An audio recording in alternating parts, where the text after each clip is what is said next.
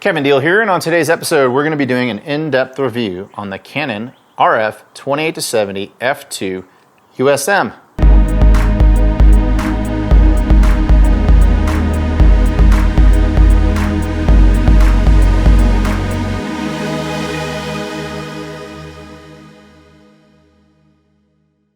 If you're watching this video, go to the link in the description below if you want to see how I compare the Canon RF 28-70 f2 to the Canon RF prime lenses, because the claim that people make on this lens is that it replaces a lot of your prime lenses. So the Canon RF 28-70 f2 is a really unique lens.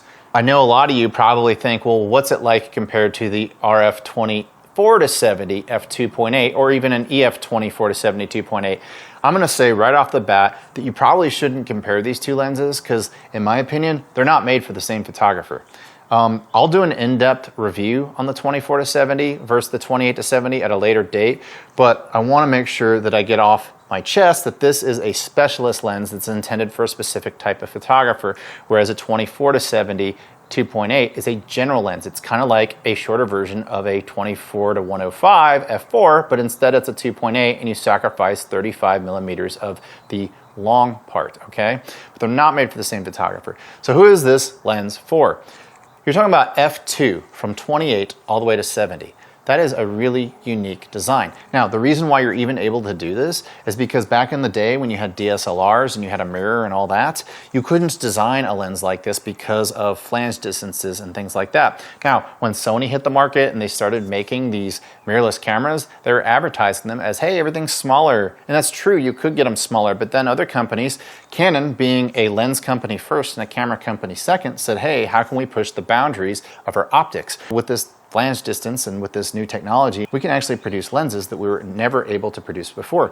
Now, they did make a 28-70 f2.8 in the EF mount, but the difference between 2.8 and f2 are pretty substantial.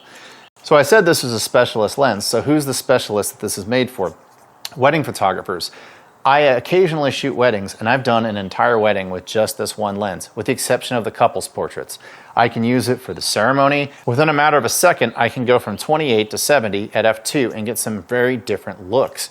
You can get the bride coming down the aisle. You get a really close-up of her at 28, and then instantly you can zoom right in on the groom and his reaction to the bride coming down the aisle, all at f2 with great subject isolation, and it makes a really beautiful artistic picture. Some of you watching this video have probably been shooting with the 24-70 for years and love the way your pictures look, and you're probably saying, look, dude, you don't know what you're talking about. Hear me out. You can totally shoot a wedding with a 24-70. What I'm saying is the 28-70 gives you that extra stop of light, that extra depth of field. If you shoot with primes, you may be able to leave your 35 and your 50 at home. And then it also gives you a unique look that helps you stand out in a really competitive field of wedding photographers. Being able to operate faster with this lens because you don't have to switch it out for your primes, and then the unique look that it provides, that helps you sell pictures, and that's how a lot of you make your money. And while Canon makes lenses that are arguably more practical for things such as events, like the 24-70, I prefer the 28-70. I'm okay with the extra weight because I get that extra stop of light and the shallower depth of field. Whether you're doing weddings, quinceañeras, you're doing someone's birthday party, you're doing family photography, it gets to 28, so you can get group shots. You can go all the way to 70, you can go to f2, you can get isolation. It has all the elements you need for a workhorse environmental portrait lens. If you shoot street photography, I definitely don't recommend this lens. Just look at it next to a street photography camera and that'll tell you why. Typically with street photography, it's all about being discreet. This lens is not that. Also, if you have a subject who gets intimidated by really large lenses, I wouldn't put this lens in front of them. In fact, if you find yourself in a situation where you don't want to draw attention to yourself, I wouldn't bring this lens to it. It's a conversation starter. It looks like a $3,000 lens to people who don't know anything about cameras, i.e. people who might want to steal it. And so that's just something you might want to keep in mind if you're carrying this lens around.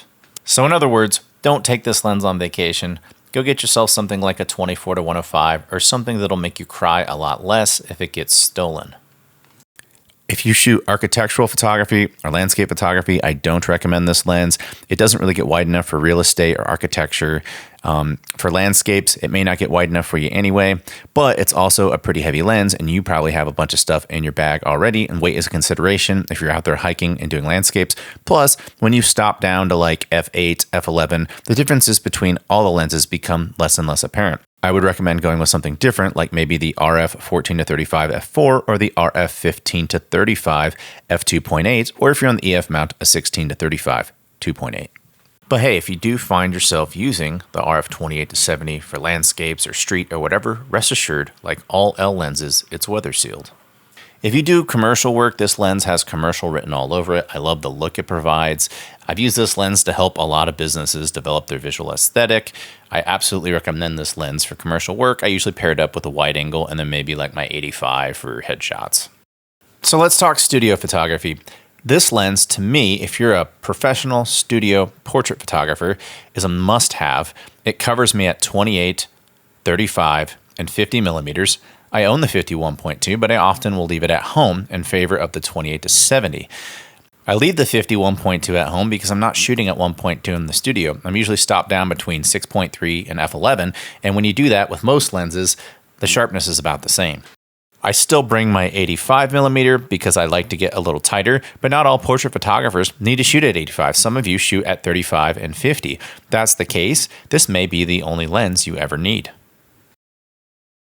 Who else is this for? Well, I like to shoot editorials. I think this is the quintessential editorial lens from Canon. Everything you shoot with this lens looks like it belongs in a magazine. It just has a beautiful look. It is not the sharpest lens that Canon makes. I still think the RF 50 and the RF 85 1.2 primes are better and a tiny bit sharper. But my gosh, for a zoom lens, this is plenty sharp, and it is sharper than a lot of primes I've used in my life. So when you hear people make the claim that it does replace some of your primes, I think that there's a little bit of validity to that claim. It doesn't replace the 85 and the 51.2 for me because I like to shoot wide open and I like 1.2 liquidation of the background, which this doesn't do. Is the bokeh on this pleasing? Yeah, I think it is pleasing, but it is not of the same caliber of what you can get with their RF primes. Let's talk about heavy stuff. First of all, this is a 3.5 pound lens. Now, when you put it on your camera body, it's gonna be probably about 5 pounds once you put the battery and everything else in there. 5 pounds does not sound like a lot of weight, but when you're holding something up like this all day, 5 pounds can be a lot of weight for many different people. If you're sensitive to weight, I don't recommend this lens. I'm just gonna say it right now. It is a pain in the ass to shoot with this lens all day if you're sensitive to weight, if you have back problems, if you have tennis elbow, if you have shoulder issues. This is not the lens for you. However, if you can get away with using this lens, you will be rewarded with some amazing pictures. I find with autofocusing, this lens never misses. Considering it's a 95 millimeter piece of glass that's super heavy, that's saying something. The AF system of the R5 and R6 are practically cheat codes, which means you can focus less on hits and misses and more on composition. Okay, but what about all of you who don't own R5s and R6s? No problem, check this out. This is done on my EOS R. Looks pretty snappy to me. Nothing to worry about. This lens comes in at $3,200 US. It's incredibly expensive. And right now, with the supply chain shortage, the used market, you're not gonna fare much better. I've seen people sell these used for more than you can get them for new because you can't find them anywhere. I'm super fortunate that I was able to get these at a certain retailer that you see with a nice yellow sign and blue buildings. It's all over the country. I'm not gonna name names, but they were the only ones who had them in stock. So I had to get it from where I could get it. And I actually bought 5 RF lenses from them last year. The pros on this, for me, in a lot of instances, the 28 millimeter focal length, the 35 millimeter focal length, this absolutely replaces my prime lenses. So even though this is a big lens, there's less lenses for you to possibly carry to a shoot. Like all RF lenses, it has a clickable rotating control ring, which you can assign to whatever you want, shutter speed, aperture. I use it for autofocus type, but some people like to use it for white balance. That's a really cool feature to have.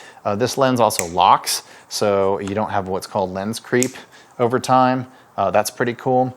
it uses a gargantuan 95mm filter thread, and that's something to keep in mind. If you're the type of person who likes to put UV filters on your lenses, the UV filter for this is probably $250, so there's an added expense there. I'm gonna go ahead and throw that under the cons because it is a con. Now, me personally, as I've explained in other videos, I just buy the Canon Care Pack for $10 more than the filter cost for this, and it covers the whole lens for 4 years. I think that's the smarter play.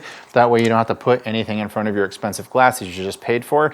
I figure I spent all that money on it. I want it to be as perfect as possible.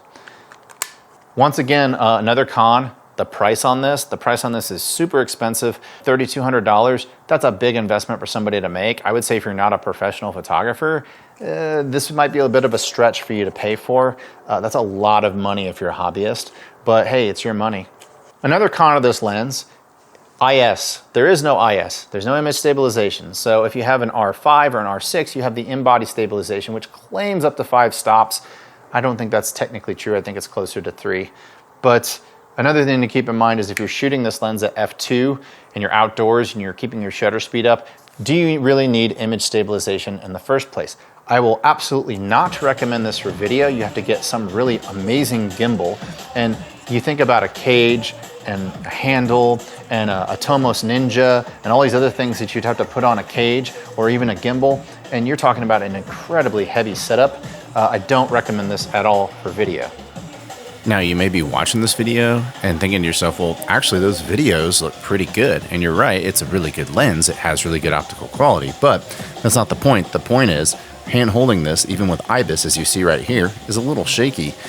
Now, if video is your thing and you have a serious rig, okay, maybe this would be recommended, but for most handheld people, yeah, I don't think so. As I ran around with it, the only thing that really went through my head is having a lighter lens, like an RF 24-70 IS. I'm not really sure this is one of those situations where the 2.0 aperture really outshines the practicality of a smaller and lighter lens. So I'm going to leave you with my final thoughts on the RF 28-70 while you browse through my favorite shots I've taken with this lens. Zoom lenses have always had the reputation of being good at everything but not perfect at anything. If you wanted the sharpness, if you wanted the bokeh, you'd always have to go grab your primes. The 28-70 is not perfect, and it doesn't achieve this across the board, but Canon made a giant leap in the zoom lens market. I want to thank DJ Titan for letting me film his set, as well as provide the music for today's episode. My final thought is this: if you're looking for an awesome zoom lens that's going to kick ass and cake names, look no further.